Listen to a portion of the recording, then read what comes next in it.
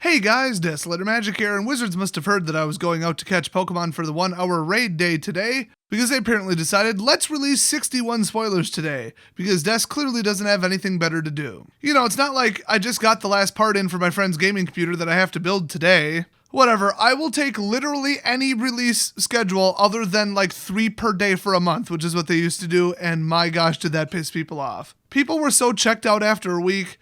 Anyway, let's jump into this or we're never going to get it done. So, Eye Collector. It's a 1/1 for 1 fairy. If you're not familiar with fairies, they're a very annoying deck from Modern. That's all you really need to know about that subtype. And it has flying, obviously, and whenever it deals combat damage to a player, each player, that includes you, puts the top card of their library into their graveyard. So you know how a lot of these effects say target player, and then you can either self-mill if you want to do like a resurrection deck, or you can target them if you're trying to mill them?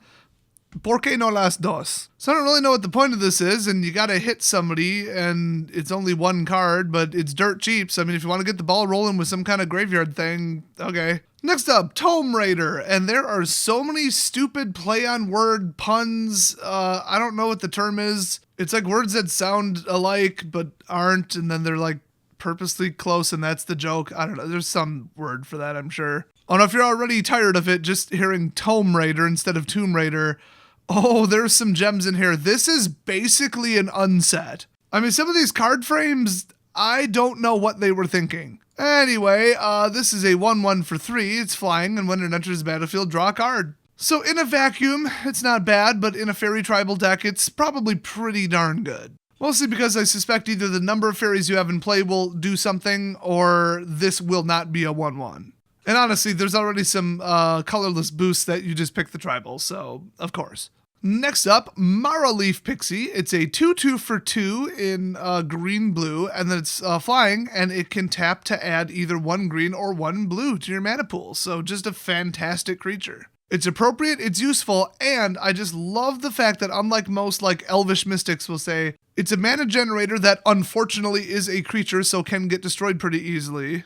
But because it's flying, you might get some cheap hits in if you don't need the mana. So that adds an enormous amount of usability and value to the card. The funny thing is this is really close to Birds of Paradise, but so is that goose from yesterday. So now we've almost got 2 of them, although 2 mana versus 1 mana is a lot. Next up, Fairy Vandal. It's a 1/2 for 2, Fairy Rogue, of course, and it has flash and flying, and whenever you draw your second card each turn, put a 1/1 counter on Fairy Vandal. Oh good, another tribal card in an all-flying deck in control colors that encourages people to overdraw their opponent. What a great and not toxic at all card. Thanks, Wizards. I hate fairies, guys. I hated them before the set was announced, and I hate them twice as much now. Speaking of that, Rankle, Master of Pranks. Now, this card is completely screwed up. I think I see what they were going for, but the way they wrote this makes not 1 damn ounce of sense. So, it's a 4-cost Flying Haste Fairy Rogue with 3 power, 3 toughness, and when it deals combat damage to a player, choose any number. That's the end of that sentence. Not choose any number of the following, not 1 or more of the following, not any wording they've used in the past for a modal spell. So obviously it's what they call a modal ability, which means it has different modes that you can choose. And it's each player discards a card, including you, each player loses 1 life and draws a card, including you, or each player sacrifices a creature, including you. So it affects you just as much as them, unless you built the whole deck around them. I mean, he's mythic. They must think this is going to work. I don't. I mean, the first one would be cool if you have no cards in hand. The other one, you're losing a life and drawing a card and benefiting them just as much as you, if not more. That's incredibly idiotic, especially if they pull a kill spell. And then each player sacks a creature, I guess if you've got massive amounts of tokens, but I haven't really seen that as the fairy mechanic yet.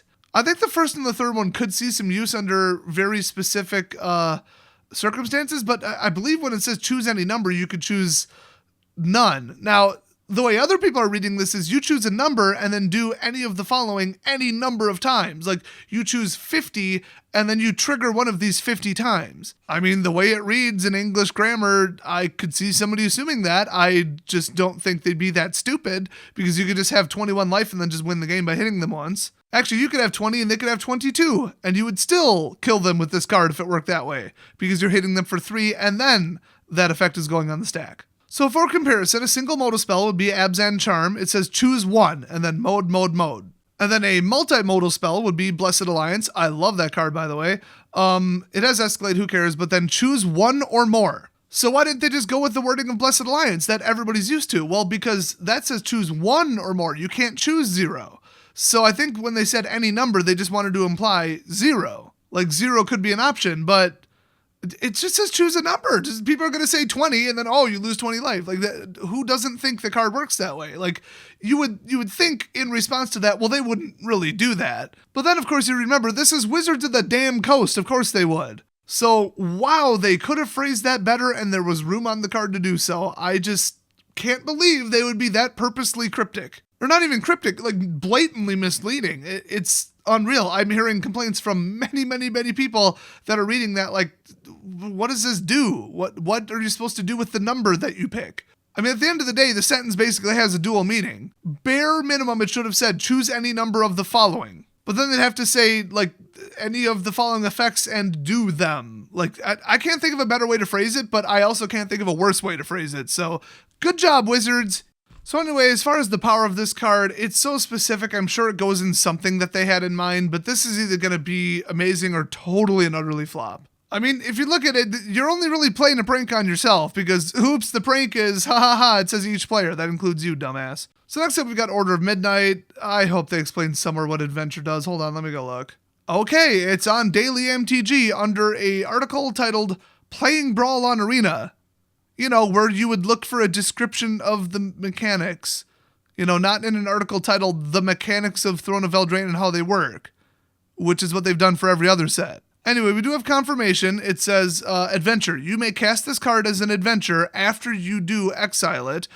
You may then cast the creature later from exile. Remember when exile meant removed from game? Anybody remember that? Before it just became another zone to interact with? So this is literally just Aftermath, but they can't remove it from your graveyard. So a shittier Aftermath. At least they didn't print half the card sideways. So I guess you can cast it normally if you want, but if you do its adventure cost, it goes to exile, then you can pay its normal cost to cast it later, I guess. Whatever. So this one is a 2/2 for 2, Human Knight. Cool. It's a knight riding on a crow. That's pretty much the coolest thing ever. And it says Alter Fate Sorcery Adventure.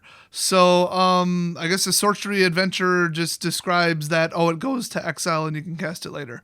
So return target creature card from your graveyard to your hand, then exile this card. You may cast the creature later from exile. Yeah, I'm sorry, Wizards, but I gotta step in again and remind you that the correct Oracle text would have been, then you may cast this card as a creature later from exile, not the creature. Because the creature is a broken pronoun reference. You could literally be referring to anything. The card has to be self-referential in order to be proper Oracle text. Like, how drunk were they when they wrote these cards? This is the second one in a row. That doesn't make any damn sense. Anyway, this is a flying 2/2, and Order of Midnight can't block, probably because it weighs about 1/10 of an ounce. How this is not a fairy, I don't know. Maybe that's a regular-sized human riding on an enormous crow. I don't know. Clearly they were drunk when they made this set, so I'll say, what the hell, that's probably it. Next up, Smitten Swordmaster. It's a 2/1 for 2, Human Knight.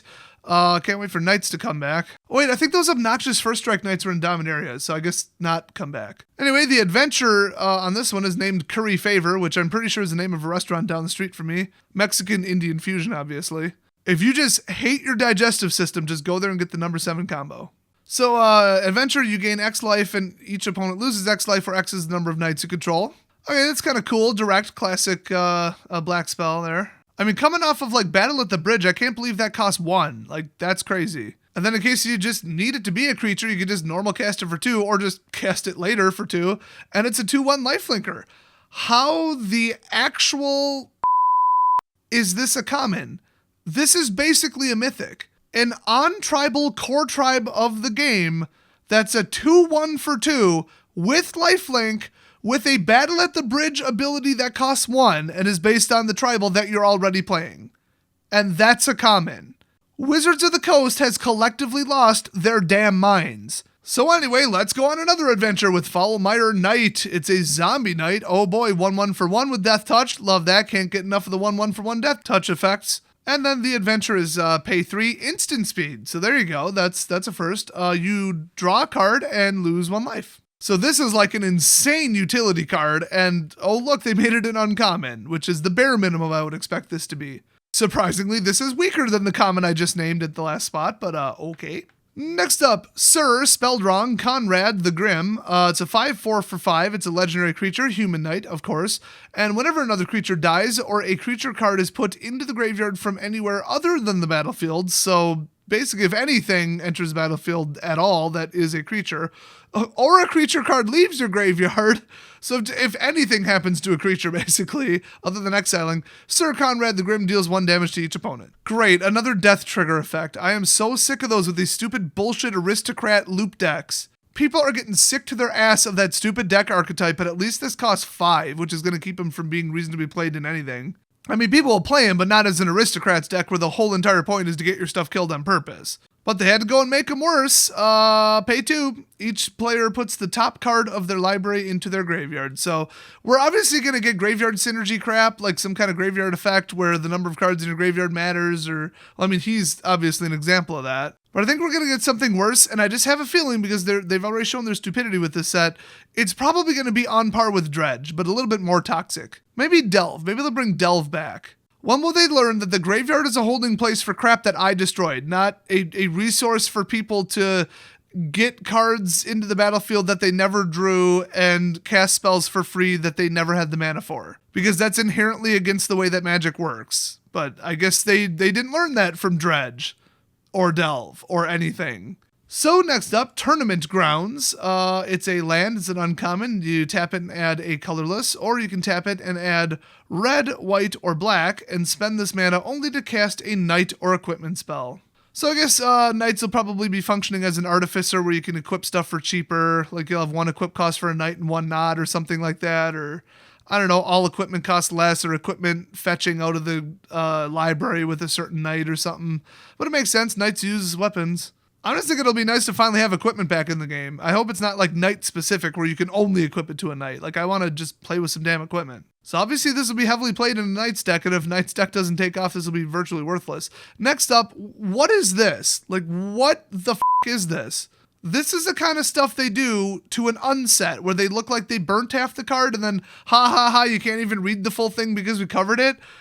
I don't know if this is just a screenshot and the card doesn't actually look like that. It almost looks like it because of the way it's like encoded. I don't know. I've never seen this effect in Arena. I mean, you can barely even read what number the card is. Like this isn't even functional. They even hazed out the attack and toughness. So they better not print it like this. So anyway, Fireborn Knight, 4 hybrid, white, red. It has double strike, and if you pay 4, same mix, I think. I don't know. Let me zoom in. That doesn't look right because of the stupid fire overlay. I don't know what happened to that 4th mana. It's like not red. I don't know what it looks like on your screen, but anyway. Fireborn Knight gets +1/+1 until end of turn. Well, thank God that costs 4 instead of like 1. What does the flavor text say? I don't know. I think it says something about what idiots Wizards of the Coast are. Next up, we've got the Circle of Loyalty with the legendary card frame. Awesome. It's a 6-cost legendary artifact in white. Still probably not as cool as Godsend because nothing ever will be. And this spell costs 1 colorless less to or 1 generic, less to cast for each knight you control. Oh, see, there you go. And then creatures you control get +1/+1. And whenever you cast a legendary spell, create a 2/2 white knight creature token. White knight, that's hilarious. Thanks, Wizards. With vigilance. So, all right, I guess that's going to be the primary knight ability. I mean, I'm not saying it won't be first strike on some of them, but, you know, obviously if that's on the token, then you're going to see it a lot. And if you pay 4 and tap it, create a 2/2 white knight creature token with vigilance, and then go bitch about something on Twitter. So this is obviously completely insane in the Knight's deck, but you can't really cast it early and just take over the game, and then late game, okay, cool, it's so cheap that you can actually do something with it. So that's a nice little scaling balance there. I kind of like that. Also, I mean, if you look at that pay 4 and generate 1/1/1 lifelinker that's in the game right now, Dawn of Hope, I've dominated entire games with that. I mean, mostly because then the lifelinker has the secondary trigger where you pay 2 and draw a card. But do not discount the ability to generate limitless numbers over time of tokens, especially 2/2s with vigilance, especially when they're on tribal. I have a feeling this is going to dominate the pre-release if people are lucky enough to pull it. That said, this is number 336 out of who the f*** knows. So is this even in the set?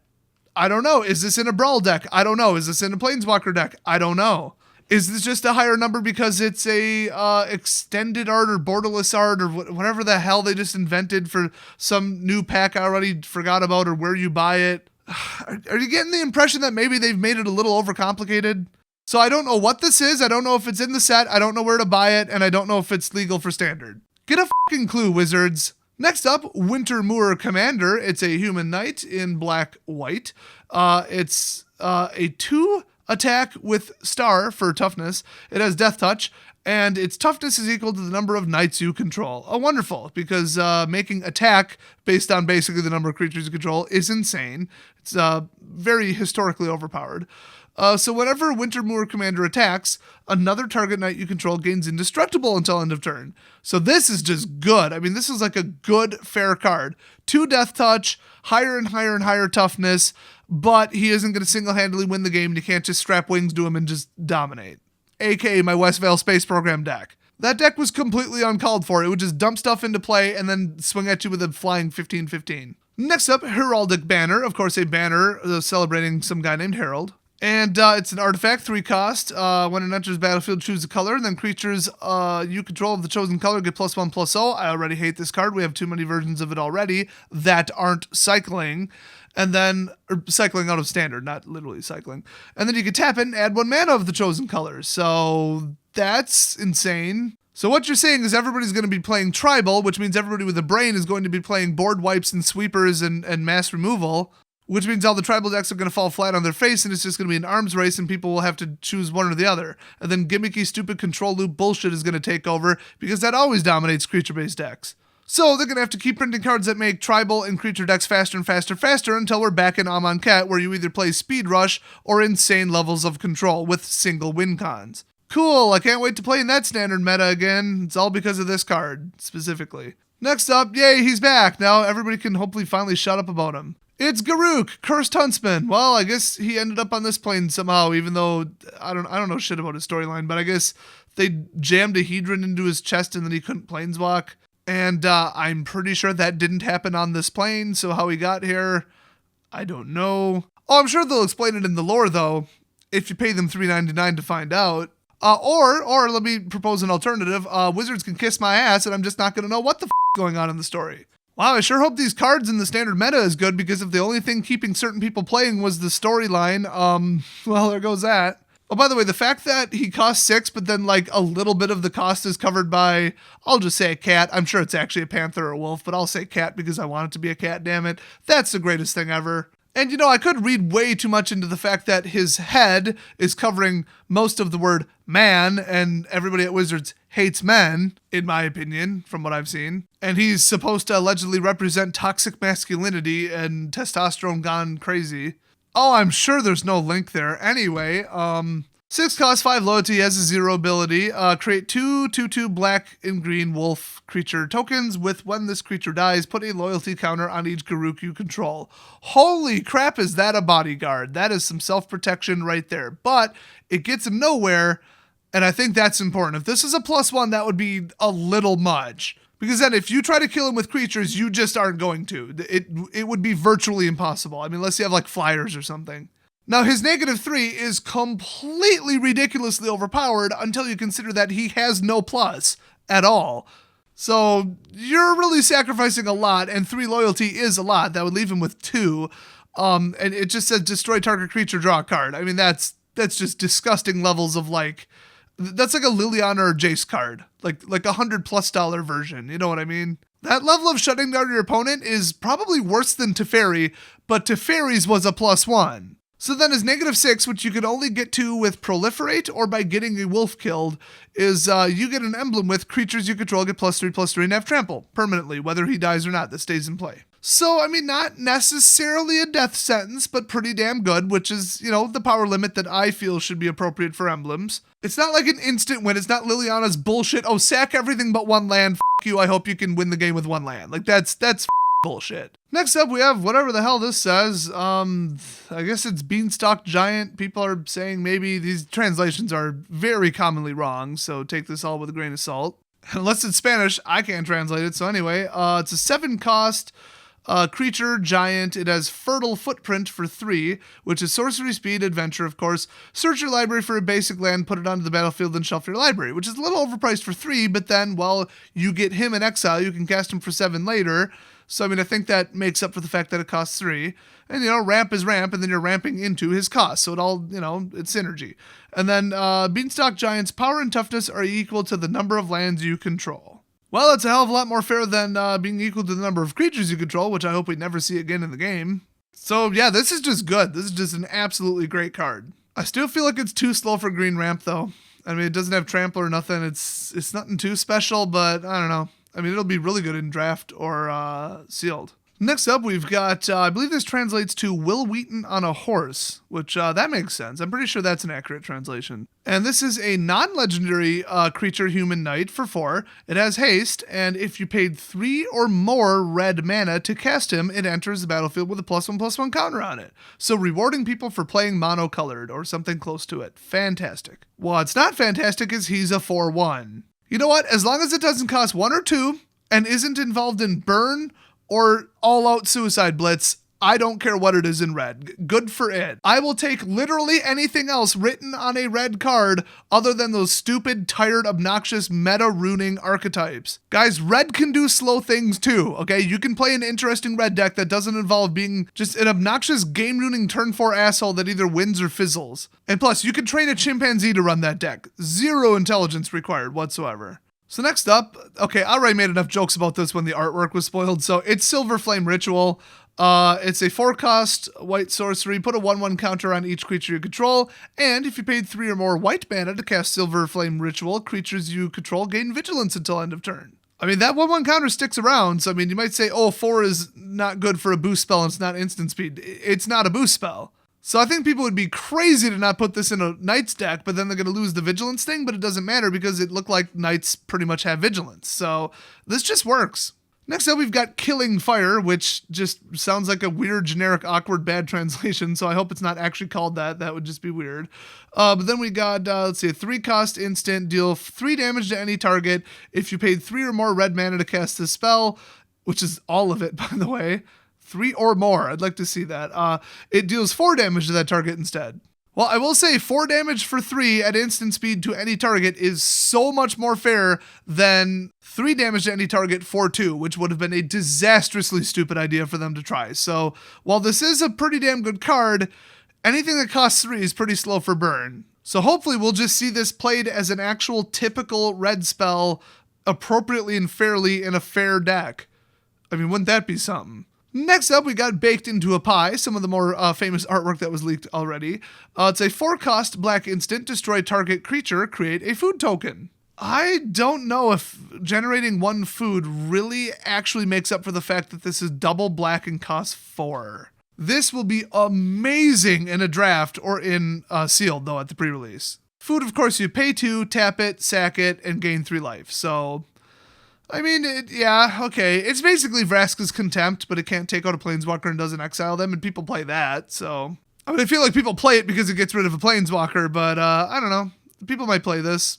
Now, this card frame looks a little bit different because, well, there's no number on it. It just has the author. The text size is a little bit different. And actually, if I'm not mistaken, the font is a little different. And that's because this was taken from Arena. So this is a card that's playable right now in Arena because they're running a Brawl promotion where you can take 1 of 4 pre-made Brawl decks and just play a tournament with them. Like not a tournament, but like a special event. So the problem that is really pissing me off with this, and the following spoilers in the next video, is that they don't show the number.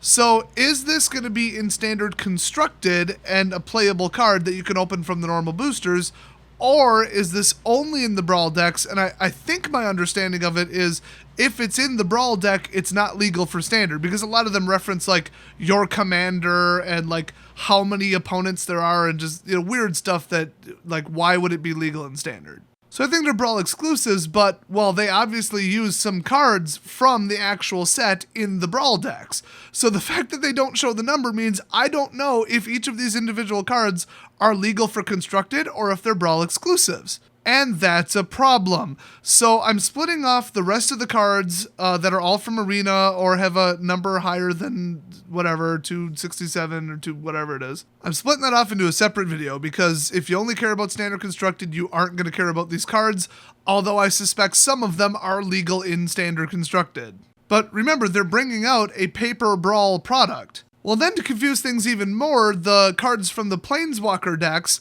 are also above the number limit for the set, but they are legal in Standard Construct. So I get pretty pissed off at that in the next video. So do watch that if you're at all interested, because like I said, some of the cards might be legal in Standard, but I don't know for all of them. And some of them are like so terrifically overpowered, I hope they're not, but we don't know. So far, the Throne of Eldraine set looks pretty overpowered. I think they're in trouble here. I think we're going to have to see some bans. It depends what's legal and what's not, though. So, yeah. So watch for the next video. Thanks for watching, and I'll see you guys in part 2.